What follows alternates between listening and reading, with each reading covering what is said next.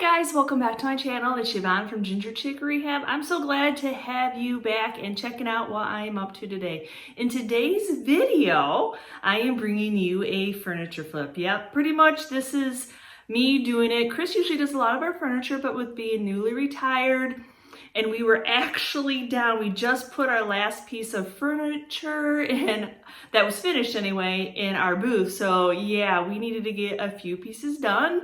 So we have something if that one sells, something else to put in its place. So yep, so in today's video, I am bringing you a furniture flip. So I'm taking this thrifted dresser, entry table, whatever have you, because it's definitely one of those multi-purpose pieces that does not have to be in a bedroom. And it's been in our hoard for quite a while. I'm trying to work through my hoard of items. It's so fun to buy, but you gotta redo them too. So today's video is all about, and yes, you all, I did change up the color.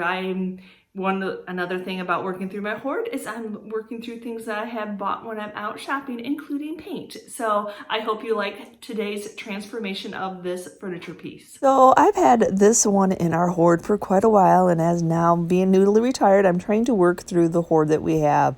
And I absolutely love this 3-drawer dresser. I definitely think it is something that you could use. Keep it versatile. You could have it in a bedroom, you could have it in an entryway. But the thing that got me, one was that bottom detail, but then, oh, this hardware. I just absolutely fell in love with this hardware. And as you see, she's been painted a few times. Definitely one of those errors where they did the paint and then they did the stain with lots of polyurethane over the top. Other than that, she's not too bad, worse for wear. The drawers all work. There's a few little dings here and there, but nothing that can't be sanded out. So as I go to start removing the hardware, I'm like, oh, well, this is new. So yes, they have these little square bolts that are keeping this hardware on, and then little bitty nails for these keyholes. So I guess it's a pair of pliers this time to get these. Somebody must have put a little, I don't know if it was the polyurethane had seeped through, but yep, those little square nuts were right on there. I'm just using my staple removing tool to just pry those little nails on there. These pieces actually were thinner than I thought they were going to be. They're not a heavy metal, but I still love them. Okay, let's take one more look at this fabulous hardware. Oh my. Now that I have the hardware all removed off all 3 of these drawers, it's time to start sanding. So I'm using my RYOBI orbital sander, and I'm just going through. I don't know about you all when it comes to removing polyurethane, but I find that to be one of the hardest substances for me to sand off. So I've got some 80 grit sandpaper, and I'm just going through and getting most of that off that I can first. I'm not really working down to the paint first. I'm just working that polyurethane off. So I know usually when you're sanding, you're like, oh, I've got this spot, I got that spot, but I know it's going to take me a while to get these layers of polyurethane off. And then I'll go back through and start removing the paint off of the fronts. I know I probably could have used a stripper, but then you have to figure out, so do I want to sand or do I want to wait for stripper to work? It's just all what it processes. And we literally just took our last piece of furniture into our booth that was finished. So yeah, I'm not going to wait for stripper to do what it needs to do. I'm just going to go ahead and get these sanded. At least I feel like I'm working if I'm sanding it.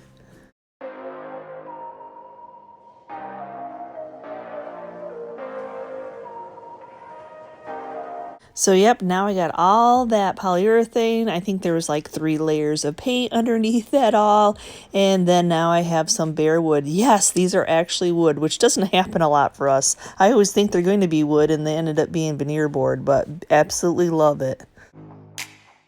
So now it's time to work on the dresser body itself. So I'm starting right off with that top of that dresser, and I'm going to do the same thing. I'm just going to go over with my orbital sander with 80 grit sandpaper and just work all that polyurethane off there first before trying to remove the paint. So I'm not going to worry too much about the rest of the body getting it down to the bare wood, but those drawer fronts and this top I want to get down to the bare wood. Now for the sides and the front, I'm just going to go along and I'm going to get as much of that polyurethane off that I can. But my main focus is to make sure that everything's nice and smooth. So I'll be able to do a lot of that field test. Some of these areas had some bumps and bruises, and so I want to make sure that I'm getting those flattened out also. There's a little boo-boo I ran into. I'm glad that I saw that. So now I'm just going in with some Starbond CA glue, just a quick little fix, nothing that needs clamps or anything like that. Just a little bit of the Starbond, a little bit of the dry accelerator, hold it in place for 15 seconds, and then it'll be dry, and then I can move on. And then I'm going in with those detail areas where it's a lower little level. I'm going in with my BLACK+DECKER mouse sander so I can get into those corners, just using the same thing. I've got 80 grit on there. I'm just trying to get most of that polyurethane, make sure that I have a flat surface to work with. So the thing about a 80 grit sandpaper is going to leave your wood very rough feeling. So now I'm taking a 220 sandpaper and smoothing it all down. You just kind of have to do that feel test because it's not like you're going to see it, but you'll definitely feel it. Now that I've sanded as much as I need to, you know the paint is deceiving, but it is nice and flat. So I'm just taking the air compressor to get it all that sanding dust I created, to get it off this piece. So now it's time to get this piece all cleaned, and I'm going for my Superclean and hot water to wash this piece down. Just as much as it's important to get your piece nice and smooth when you're sanding it, it's just most importantly to get it prepped, get everything cleaned, anything that would prevent your paint from sticking. And yes, I do the whole inside of the drawers, the outside of the drawers, the bottom of the drawers, the entire piece. I wash every single piece. This was a thrifted item. It's been sitting around our shop for quite a few months. I hate to say that, but it has. So I want to make sure that I've gotten everything completely clean. Now I want to be able to see the graining on the top of this piece. I absolutely love that this is a wood piece. I don't want to fill it up with a primer. So what I'm doing right here, just to even out the porosity, this wood is pretty dry. I'm just giving it one coat of shellac, and that's going to help even out that really dryness. I want to be able to see the graining. Oh, look at that beautiful graining. Does anybody else out there love the graining of wood? I spent all that time sanding it down, so I'm not worried about the body of the piece, but the drawer fronts and this top, I'm going to put just one layer of this on. I couldn't stain it because some of the pieces, as you see, still see a little bit of paint, but that's that perfectly imperfect. So I don't want to stain this piece, but I do want to be able to see the graining through my paint.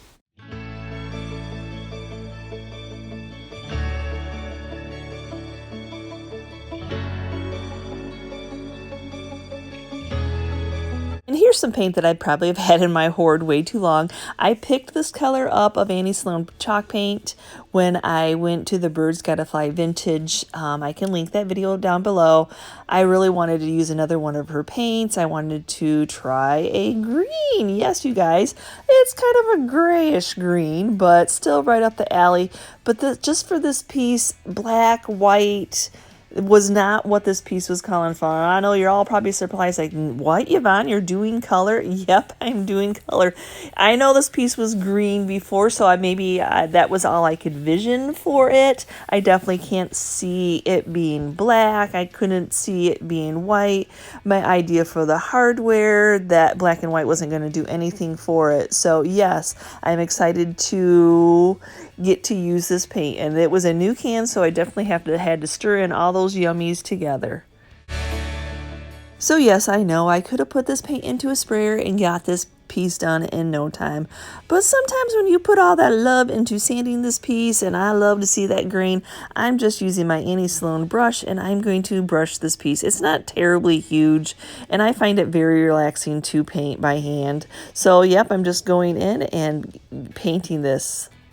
I like to pour my paint into a bowl, that way I'm not contaminating the entire can of paint. And so yep, it's just going to be nice, relaxing, get the paint on this piece.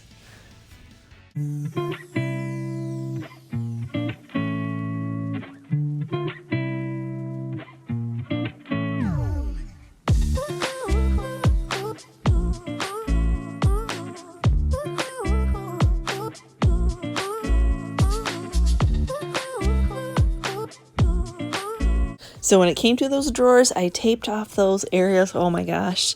Yeah, you definitely don't want to accidentally get paint. And so where I taped off. It has that dovetail where the two pieces go together. So I taped off underneath there because the previous person that painted it had gotten paint into that area anyway. You just try to make some kind of a line of demarcation where you're going to stop painting when you do a piece.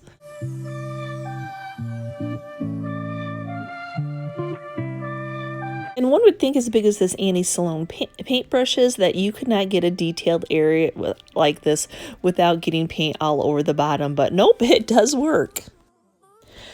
Oh, so now I've got that first coat of paint on. Oh, those chalk paints by Annie Sloan are a little bit hard until you've sealed them in, you wax them, because they're not necessarily the same color as what is shown on the can, so you just always have to trust your process.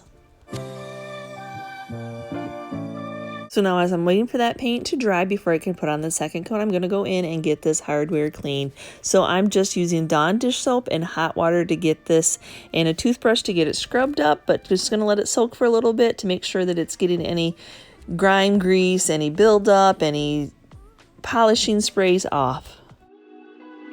And then after I get it completely rinsed thoroughly, I'm going to go ahead and let it sit to the side and let it dry completely. Now as I move on to do my second coat, I'm just going to kind of touch base here with you. I'm going to be using a misting spray bottle. I'm going to spray what I'd already previously painted, and that way it's going to make it so that chalk paint doesn't feel chalky so much, that it goes on nice and smooth. I'm sure if you watch other furniture flippers, you've seen them do this. So usually I just dip my brush into a bowl of paint, and that has also worked. But you know, newly retired, and I have all these spray bottles home with me now that came from the salon. I'm like, hey, I have a misting bottle. Why not go get it and use it and see how that works? And I have to say, this is my first time trying a mister, and it does work out really nice. I'm not sure about smaller pieces, but definitely for this furniture piece, I have to say I'm a fan of it.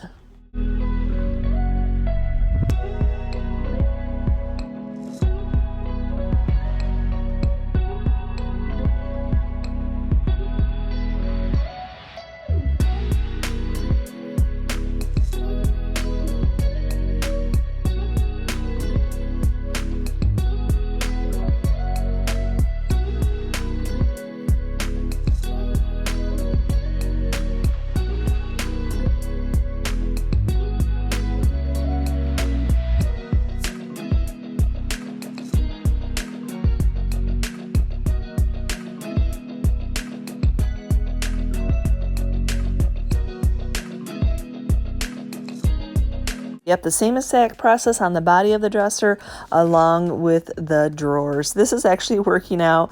You know, it's everybody, you just figure out what works for you, try different processes, and isn't that the whole fun of DIYs and doing it yourself, that you just try different things.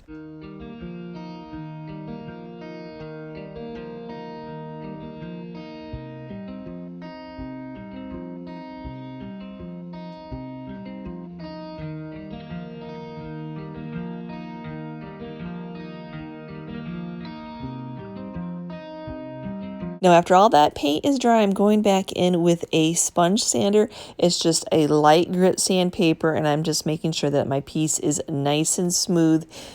So we're doing that touch and feel thing again. So I'm getting it sanded where it feels a little bit on the harsh side, and I'm always looking for that smoothest paint job that I can have. So yep, I'm just one of those persons. I sand and then I touch, and I sand and I touched, so I can make sure that I have a nice smooth surface. After getting it as sanded as smooth as I want it all over, I'm just taking that assistance of that air compressor and blowing all that sandy dust I just created off this piece.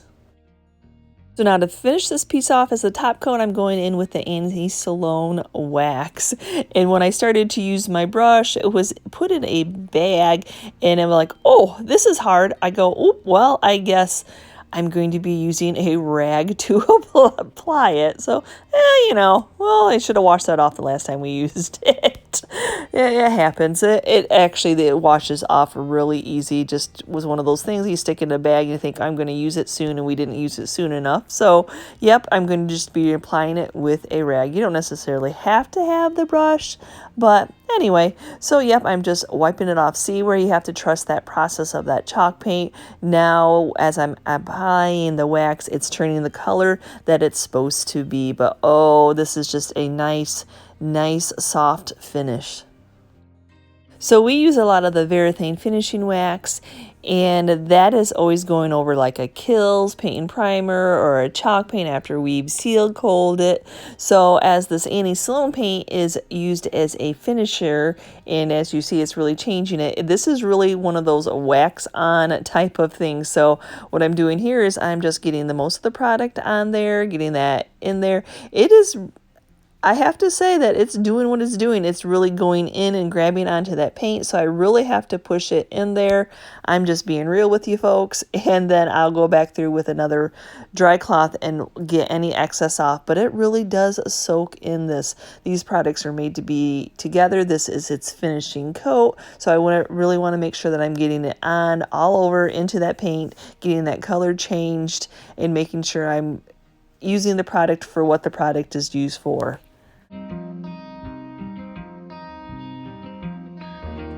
So now I'm having Chris cut me a couple pieces. The bottom drawer did not have the stoppers, which was causing the drawer to go all the way in and not stopping. So he's just matching up to what the original stopper size was. Luckily, he has a piece of board the same thickness, and then he's just going to cut it down to size so that way that the drawer's not pushing itself all the way in. So now he's just measuring how far to put it in. He's matching it up with what the other stoppers were. That way, you know, you can kind of see where it was, but then I painted over it. So yep, he's just measuring, making sure that he's got it the depth that what the other ones were. Hopefully that matches. And then he's going to take a little bit of that Starbond CA glue for that quick fix, and then a little bit of the tight bond glue, just a hard area to really get a clamp in. So that Starbond glue is going to act like a clamp. Let it sit overnight before even putting the drawer back in, even though I'm not in the process to put the drawers back in yet. That way we can make sure that this piece of wood is good and on there. And as you see, they weren't brad nailed or anything in it. So you want to make sure that pulling a drawer in and out, you want to make sure that that piece that stops it is on there for good. As I toyed with what I wanted to do with this hardware, I knew that black, my go-to black, was not going to do this hardware justice, especially on this green piece. So to Pinterest I went to searching what did people do for hardware on green pieces. So yep, a lot of them did like a brass, a goldie, and in my arsenal I had this gold paint. So I'm like, well, let's see how this paints up. But oh my gosh, I absolutely love already that first coat going on.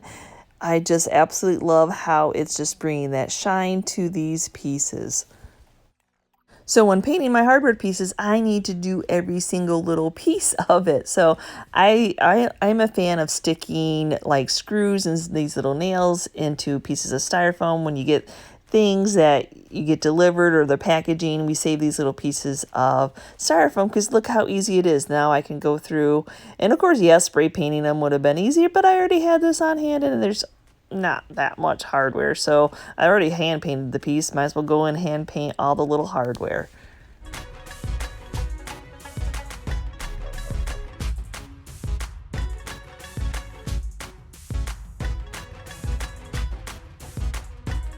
So I ended up doing about 4 coats to get the goldie that I wanted.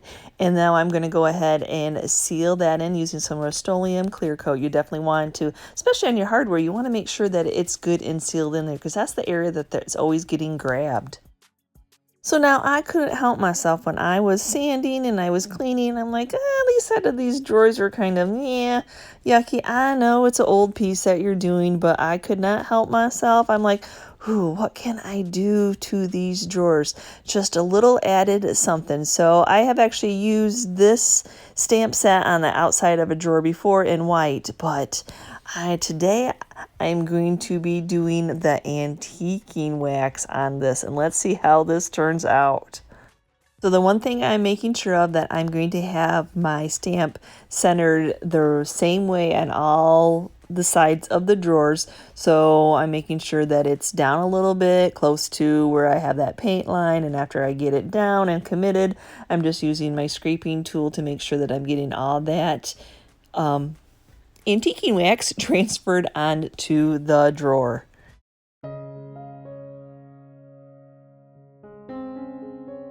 Oh my goodness, it reminds me of like an image that was burned into wood. I absolutely love it. Now after that clear coat was dry on these, I'm just taking a little bit of that antiquing wax as they were staring at me while I was doing the antiquing wax stamp on the side of those drawers. I'm like, you know what? I'm just going to go in and do a little bit of antiquing on this. There's so many detailed areas, and that'll just, I like this, but it, on that flat surface, you can see it didn't really completely cover as much like a spray paint would, but I was okay with that. But then I thought, you know, to tie this in, I'm going to go in with that antiquing wax and just take it up a notch.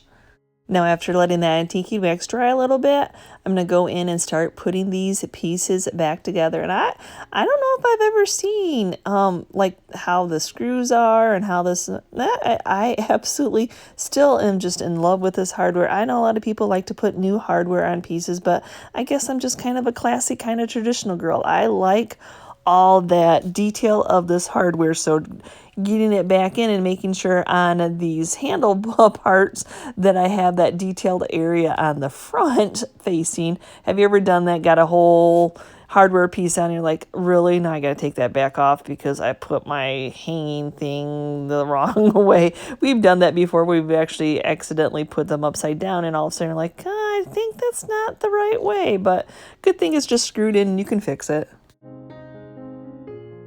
So it ended up taking me a hot minute. I just thought, you know what, you pop those screws in, it goes through your holes, and then you just bolt them back on.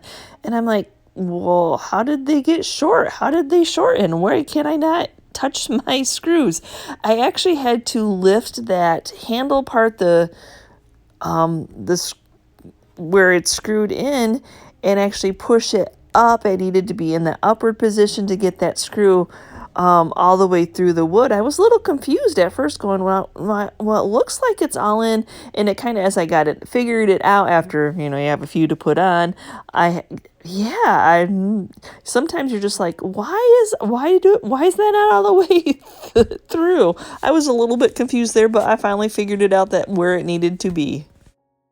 So now these can't be as difficult as those screws part. Just 2 little nails, pop them in the original holes, take a hammer them in place, and, well, just make sure that my keyhole larger size is at the bottom. But, yep, these were a little bit easier for me.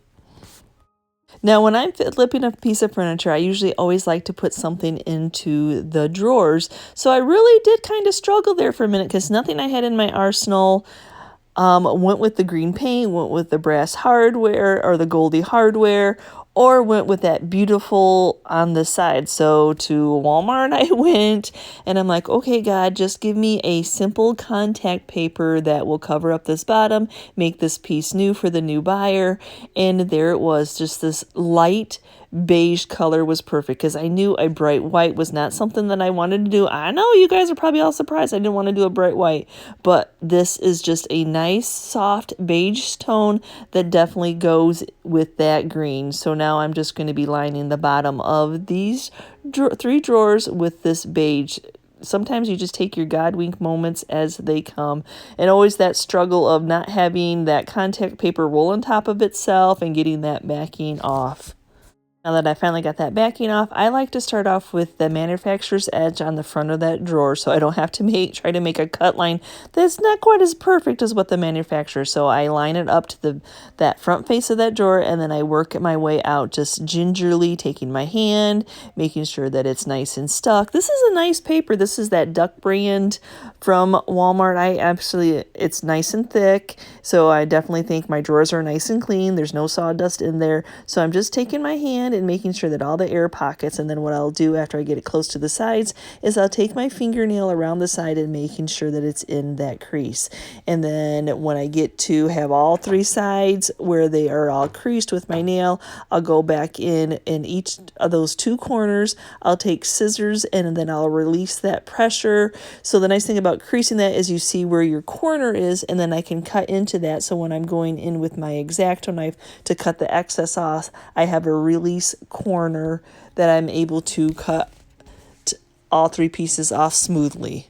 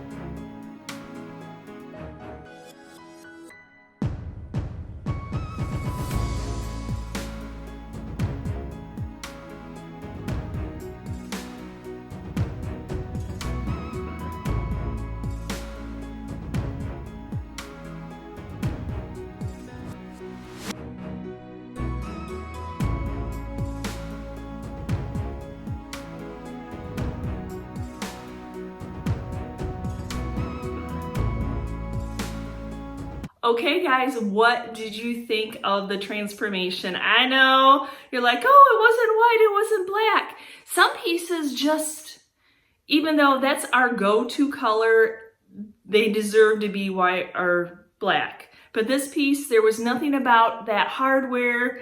I did not want that black, which was a hit in it. I don't really do white hardware very often. So when it came to knowing that I was probably going to Goldie bronze that hardware black, it just wasn't going to be what I envisioned for this piece. There wasn't a ton of details on there that I would have distressed and made them pop by any means. So yeah. And I had that Godwink moment of that paint in my stash from going to Birds Gotta Fly Vintage. So green it was. So tell me what you think about my thrifted dresser flip. And like I said, I think it's definitely one of those multi-purpose pieces. I don't think you necessarily have to have it in the bedroom. A lot of entryways now, extra in your living room, your family room. Yeah, so these, I like to do pieces if I can that can be multifunctional, and this is definitely one of those pieces. I hope you enjoyed today's transformation, and I hope I have inspired you in any way to look at thrifted finds and maybe even inspire you to go through your stash and get your stash done also. So thanks for watching today, guys. And if you're part of my YouTube family, thank you so much. And if you're new and you're visiting our channel for the first time and you liked what you saw, hit that subscription button along with the notification bell, and we'll see you next time, guys. And you can see what I'm up to. Bye.